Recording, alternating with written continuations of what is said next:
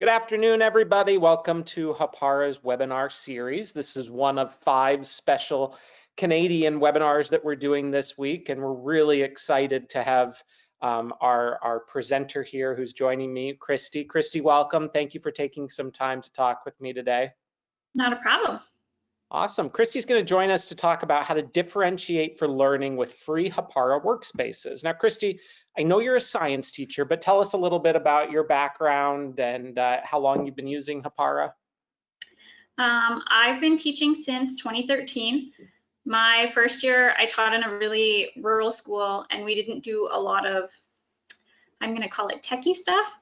I tried to do some in the Google realm, but I started Hāpara when I started my job at JR in Vermilion in 2014. And we started a one-to-one school when I got there. So we were completely, every kid had a Chromebook, and we jumped headfirst into Hāpara at that point, which was totally new and a real learning curve. And at that point, we were just using the sharing features and the highlights, and it was really helpful. But I found it a struggle because I teach junior high, and I teach Science 7, Math 7, Science 9. I've taught Science 10, and I do Science 30. And with my junior high kids, they were very, very disorganized. And no matter how much time we took in class to help them organize, it never worked. Yeah. So I think about three years ago, maybe 4 years ago, my principal told me that I needed to try Workspaces. He was like, they're there, you're the techie person in the building, jump in. And I drug my heels and drug my heels and drug my heels. And then I tried it, and I am a huge believer. I can't imagine running my classroom any other way than with Workspaces. And when people in my building are still like, no, I don't want to try it, I just call them crazy and show them what to do. And I have almost all of my staff transferred over to Workspaces now too. So it's pretty great. That's awesome. That's wonderful to hear. Now, I'm going to get you to share your screen if you're okay with that, because I understand you've got your workspaces up, and we'd love to see kind of how you organize them or how you use them if you're open to that. You betcha. Awesome. And for those people who are listening, who are on as well, I highly encourage you to send in questions. There should be a question bar on your right-hand side of your screen. So I look forward to having questions asked for myself or for Kristi. Okay, so I'm adding a section. Sorry. The way I run my workspaces is I have one workspace for every unit in Science 9, which is what I'm going to show you. So I have 5 workspaces throughout the year, and each workspace is broken down into 4 sections. So we're starting at the bottom because that's how I run my classes. I start them, we start at the bottom of the workspace, and as I add stuff, we go up, because that way the top thing is the newest thing. And the students found that really helped them figure out what was the newest thing. So I'm just going to scroll up. You can see that everything I have here in section 1. So we have topic 1, which was Women's and Matter for this unit. And I have everything color-coded purple. So then when it comes time for the first quiz, we do the first quiz on topic 1. And everything in purple is what they have to study. And you'll notice that there's 2 different colors of purple. So I have a group of K&E kids so that they're at a little bit lower level. The lighter colored purple things are what I share with them. You'll notice that there's one group that sees that, and then the darker colored, so these say the exact same thing because they are the same thing, but this one I have differentiated for those kids, and then the other 2 classes get this other version of it. So then if we keep scrolling up, you'll see I've got topic 2, so here's our notes, and then some extra videos. And then we go to topic 3. So this seems like a lot all at once, but remember that the kids are only getting it 1 or 2 cards at a time when I want them to see it. And then at the very top, I have things that the orange cards are the things that they get for the whole unit. So you'll notice that there's vocab. And then if we scroll up to the top here, my website is always hyperlinked for the kids. And on my website, there's filled in copies of the notes and some answer keys and some extra videos and that kind of stuff. And then for every unit, we do a project. So that's this light teal color. And then I give them practice exams and a unit review, and those are the pink ones. So everything is color coded. And then you'll notice that some of these had the little tags on them. So I go through, and anything that's for review or their notes or stuff like that, it's a star because it's really important. Anything that is a lab or an activity, I have the little rocket chips because I tell the kids that doing labs is like going on a little adventure. So we have our little rocket chips. And then I have books. So books are anything that they can use the textbook to help them answer questions or to help support their learning if they aren't quite sure about something. That's amazing. You are by far one of the most organized teachers that I think I have seen. So that is excellent. I wish I had you as my teacher. My history teacher used to say, learn the book. And so that was the test, you know. So yeah.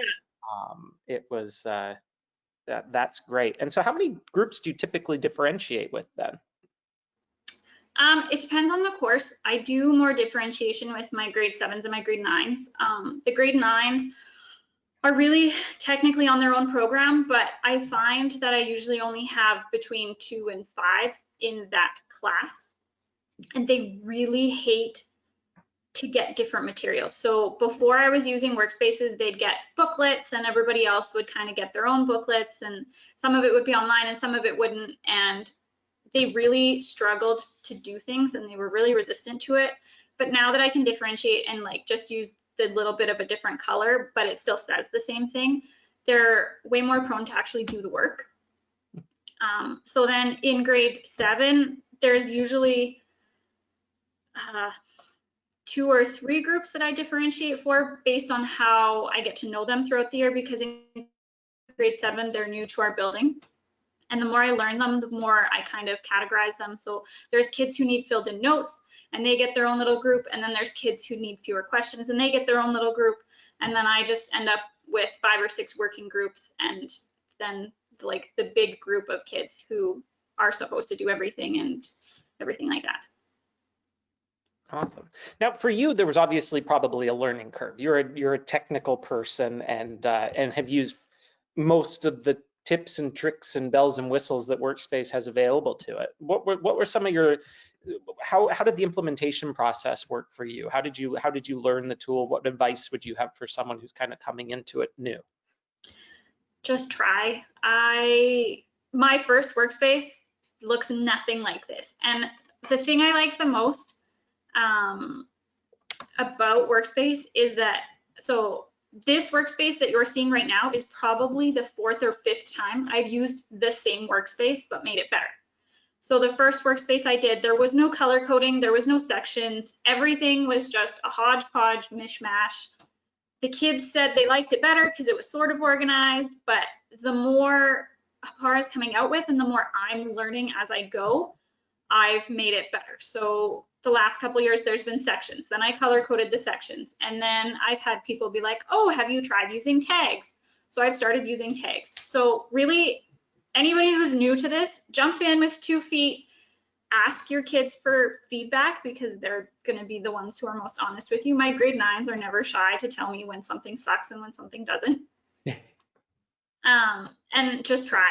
And then you can copy the Workspace for the next year. And that's how, like, this one is probably the 5th or 6th version of it. And there's already things that I know I'm going to change for this coming year when I get back into it. So that's excellent. One of the questions that came in is, do you use a digital textbook or are you using a print textbook with the students? We have both available to the kids. I've got print textbooks in the classroom, but I don't have them sign them out anymore because it's just something lugging around and we don't use them a whole lot. So I have digital textbooks through Learn Alberta that the kids can access. And I have that linked right through my website, and it's in some of my Workspaces too, so that they can just go and look up what they need and then come back. And another person asked, they said that they've used Workspace before, but is the differentiation difficult, or do you find that cumbersome or difficult?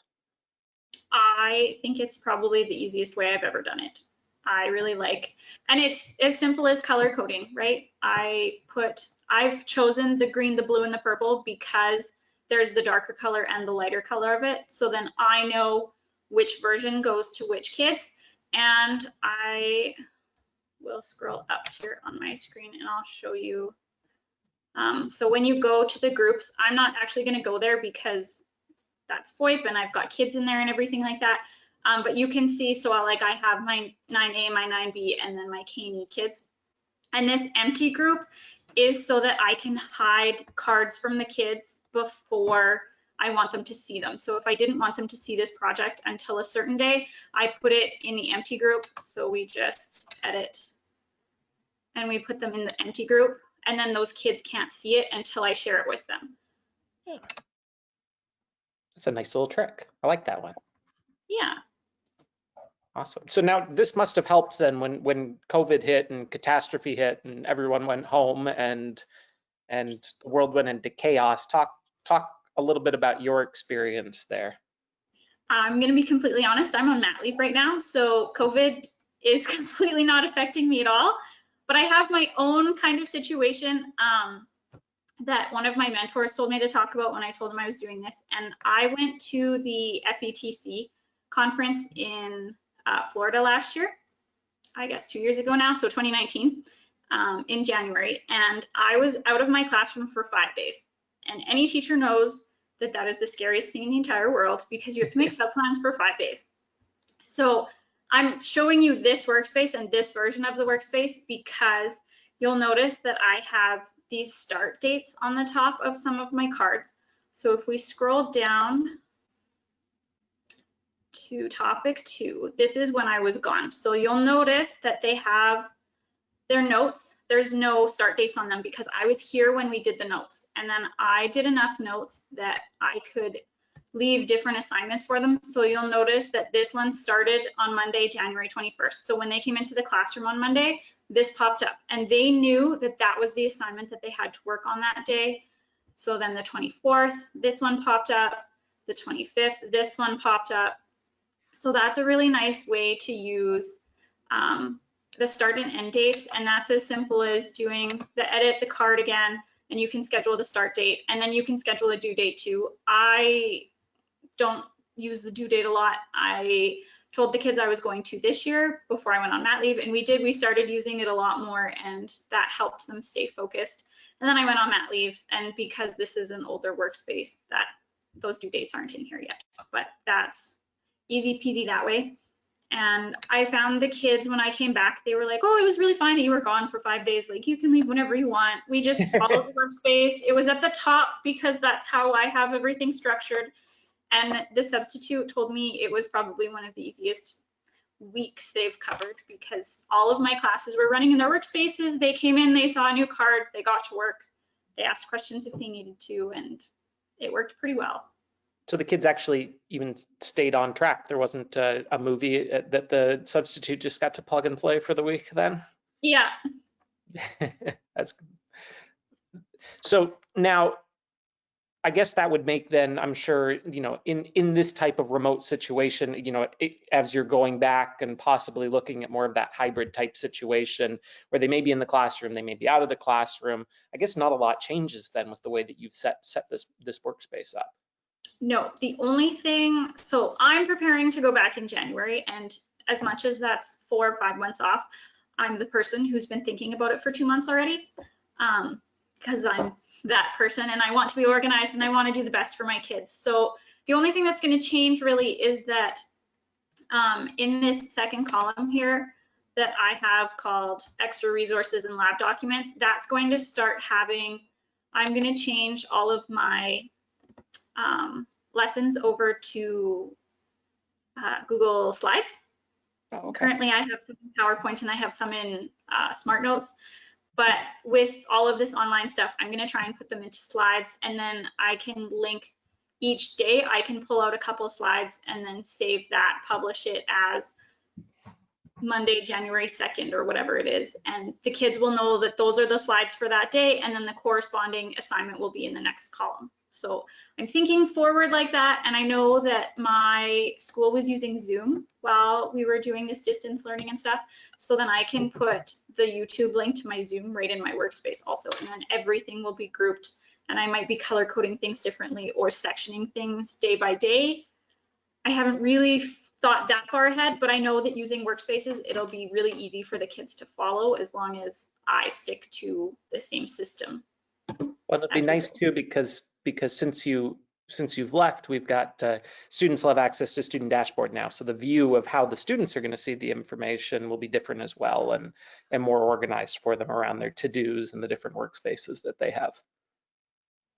I see on the left there's a button that says students can add cards and you can toggle it on and off. Can you talk a little bit about that? Do you ever actually use that within your practice?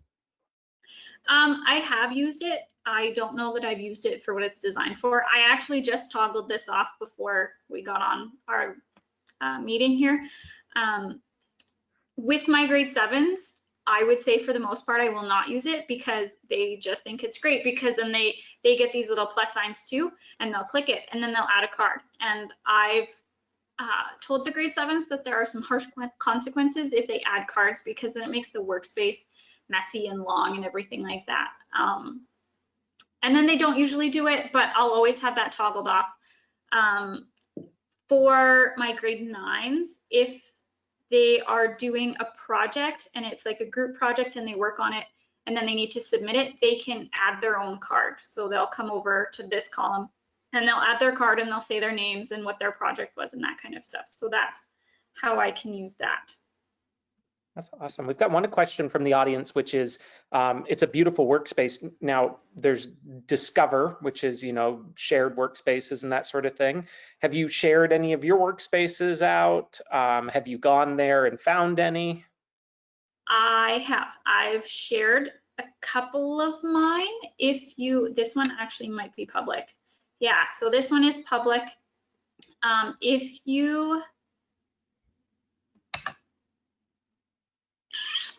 They were telling me to tag them as BTPS 28 when I was making them public. This one apparently isn't, so that means that this is my older version of it, and the newer version should have the BTPS 28 in it. And once I'm proud enough of a workspace, I tend to make it public. There's some that are really in progress that I haven't shared quite yet because they're not to the level that I want to share. Absolutely, I understand that. I'm a little bit of a perfectionist myself, so I totally get that.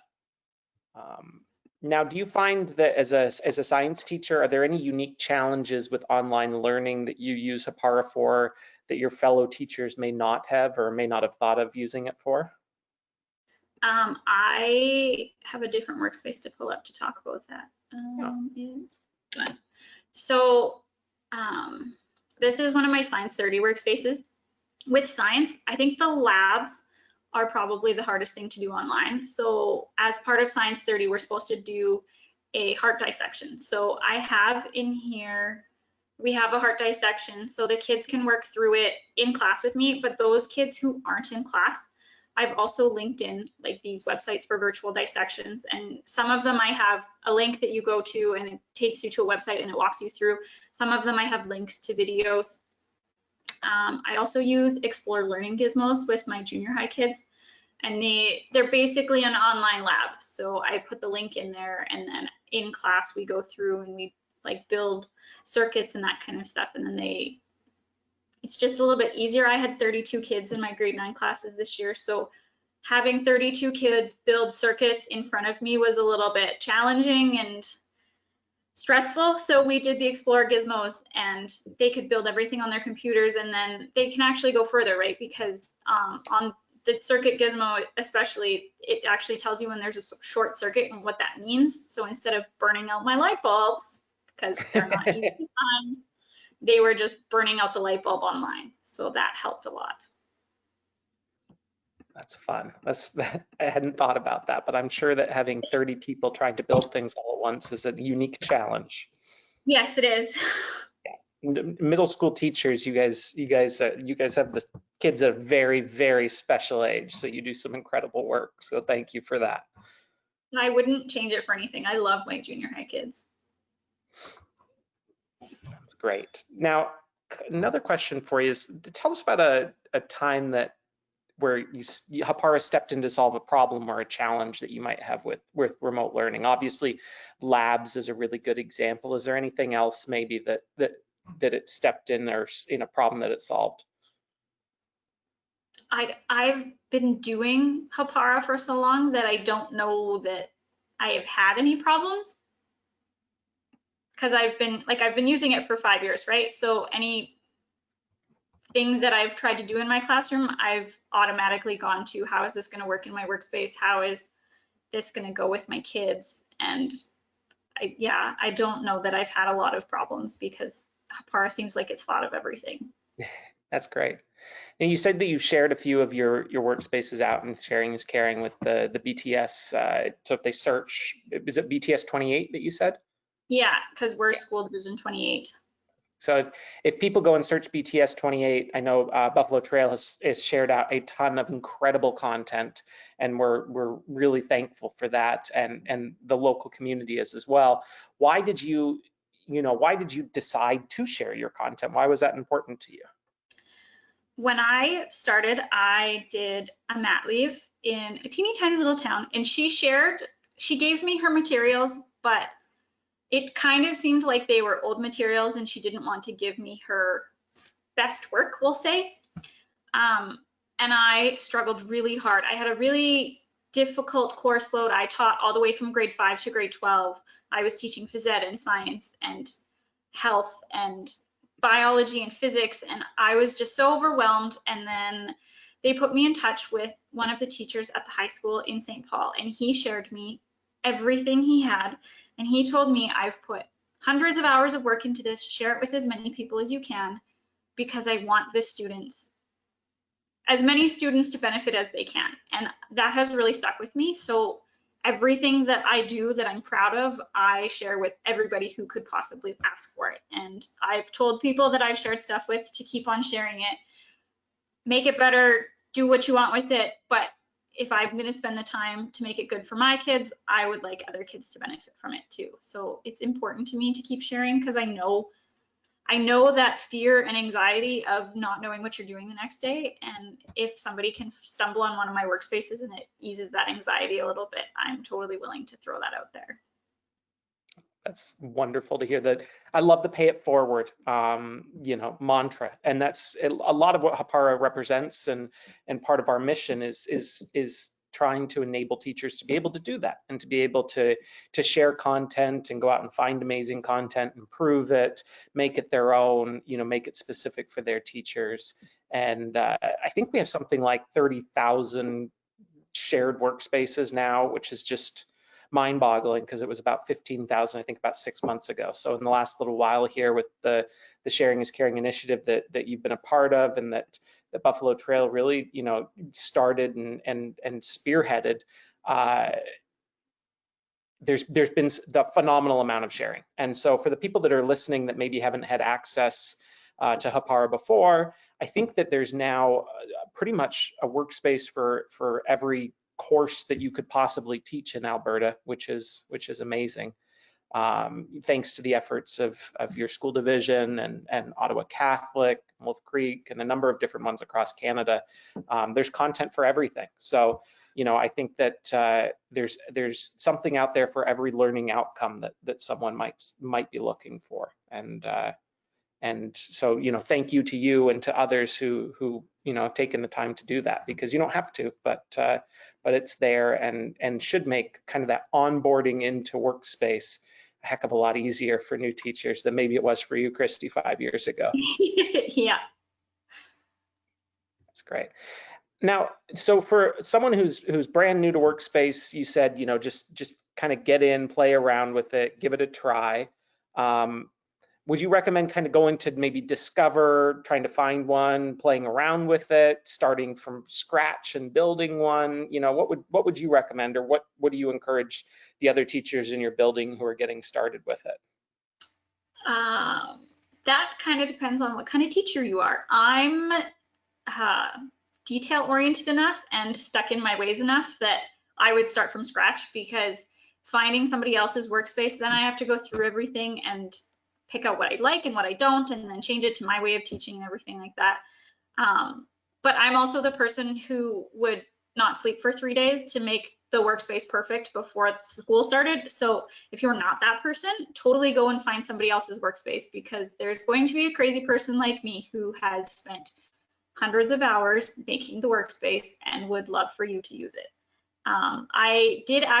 We have divisional PD within our teacher association local here, and I did 3 sessions in the fall of how to make your own workspace, and I just had people come in and I showed them kind of where I was with workspaces, and I showed them a couple of my beginning workspaces to make them feel a little bit less intimidated, and we just spent a couple hours, and I spent all day helping other people make their workspaces, and it's really just about taking that first step and not being afraid to make mistakes. That's great. We had someone who asked, we keep talking about Discover, what is that? Can you scroll up and just show people where the Discover tab is? You betcha. So up here,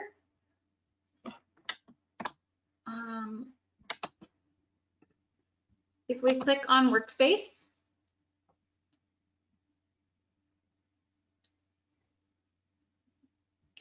so there's my workspaces. So you can see that I have 42. This increases every year, mostly because I take my old one and I copy it to make a new one. So that increases mine. I'm going to start going through and deleting some of them. But then there's this Discover button up here. So if we click Discover, you can search. So you can look, there's subjects that you can search, or let's try BTPS 28 and we'll see. Yeah, so everything that my school division, which is Buffalo Trail Public Schools, everything that we've done, that we've made public, if you search BTPS 28, you'll see that there's all of these workspaces. So they go on forever. So you could say BTPS 28 and math. So then they'll come up with all of the math workspaces that somebody has shared. And apparently Macbeth, because that fits into math. Wow. That's amazing. I mean, so these are all, if you're looking for Alberta curriculum, BTPS is one of the go-tos. You can also search by Alberta curriculum. And let's say ELA 6. So there's English Language Arts, grade 6, and it'll be Alberta curriculum. So basically, a school district could come in here and within a matter of a couple of weeks, grab content, reuse it, copy it, change it, make it specific to their school division, and they'd be ready to go with an online with online teaching. Yes, they would. Yeah. That's incredible. What you guys have done is going to save schools and school divisions a ton of money. Yes. Well, hopefully. Yeah. No, that's wonderful. Wow, that's incredible. In terms of, one of the things that you did talk about as we move away from Discover, one of my other questions that I have for you is you talk about how you differentiate, and depending, in grade 7, in grade 9, you might do it a little bit differently in each of those grades. How were you differentiating before Hapara? Because I mean, we all know that it's best practice, but I'm curious how, it must have been a lot more challenging. It was, and I will be completely honest with you, I was doing a really bad job of it because it was so much work. And like every year we have a kid that's like, I'll use my latest one, for example, he was in grade 7 with us, but he was doing math at a grade 2 level. So differentiating for him is a lot of work. And now I can find a workspace that somebody else has created for grade 2 math. I can go through, I can say, okay, this is what I want him to work on. This I don't, so I can copy that workspace. I can make it what I want it to be. I can add a couple of things, and differentiation is so much easier now just because of things like that. I bet it makes it a lot easier, and that's amazing and exactly what we'd hoped for, because it's in another situation that student might not get that individualized attention that they clearly need and that you're able to provide them.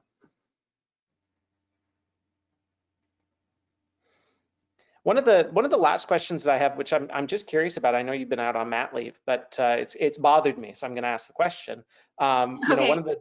one of the fun things working at Hapara is we always consult with students, and you know, there's certain parts of our tool that students like. There's other parts that hold them accountable that they don't like as much. You know, being like highlights and the screen monitoring side of things.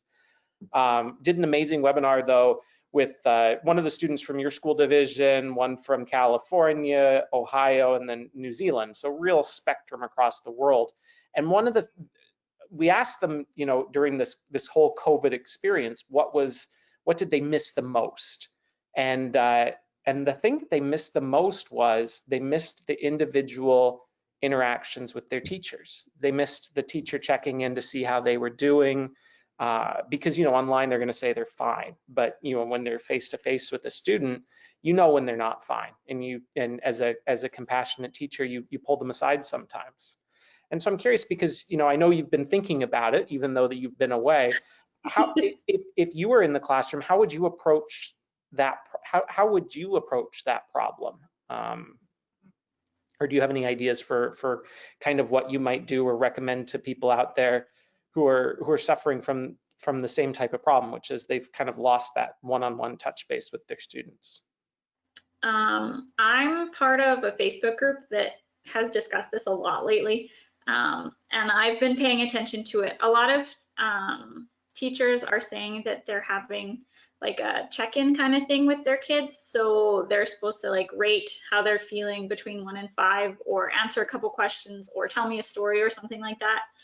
And you can put that right into a workspace as one of the cards. So the kids could have to check in every day, and they could have their own, it could even be where it creates a slide for them, and like Monday, September, whatever, 6th is our first day back. They can say, this is how I'm feeling. I'm anxious about coming back to school. I'm anxious about seeing my friends. I don't know what this year is going to look like.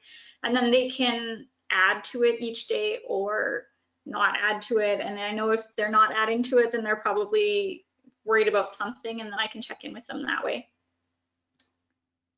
I love that idea. I think that's a really good solution. Yeah, because it's so important, and it's so easy to forget. I mean, I run a remote team, and I run a remote team of adults, and I know that I forget to check in on, you know, on them. So especially in the grade range that you do there, you know, there's so much more than just the learning that they do, so much of that social piece. I love that suggestion though. I just want, you know, thank you so much for jumping on with us and connecting with the people that are out there and showing them some of the work that you've done with Workspace and that you plan on doing with Workspace. Any final thoughts for the people that are watching, or sage pieces of advice that you might pass forward? I think I've spoke my piece. I'm always willing to answer questions, and I love doing things like this. I can't imagine running my classroom without Hapara in it. Like I can't ever leave this division unless they let me take Hapara with me, because I can't. Like I don't even know what I would do with my life if I didn't have it. It's my go-to. I have no paper planning anymore because everything is digital, and I know that I can make it better every year, and that's huge for me. I don't hand in long range planning to my principal anymore. I share him my workspace. We sit down, we discuss it. I show him how I'm linking my outcomes directly into each of the assignments and the cards and the videos. And I think you definitely solved his challenge of being more organized with the students by the looks of it. Yeah, probably shot right near the top in terms of organization. Yeah. That's great. Well, thank you so much, and thank you for all the work that you've done, for the work that you've shared, and for the amazing work that your school division does. For the people that are watching that are curious, if you go to hapara.com/Alberta, there's examples of the different workspaces that are out there that are tied to the different curriculum standards, so you can have a look at that. And if you've got any questions, please feel free to reach out to me at any point. If you've got a question for Kristi that you forgot to ask, if you reach out to us, we'll make sure to get it through to her, and I'm sure she'd take the time to answer it. So Kristi, thank you for taking time out of your summer to connect with us and to connect with our community, and hope that you have a fantastic rest of your maternity leave. Thank you. Awesome. All right. Well, thank you very much, and all the best.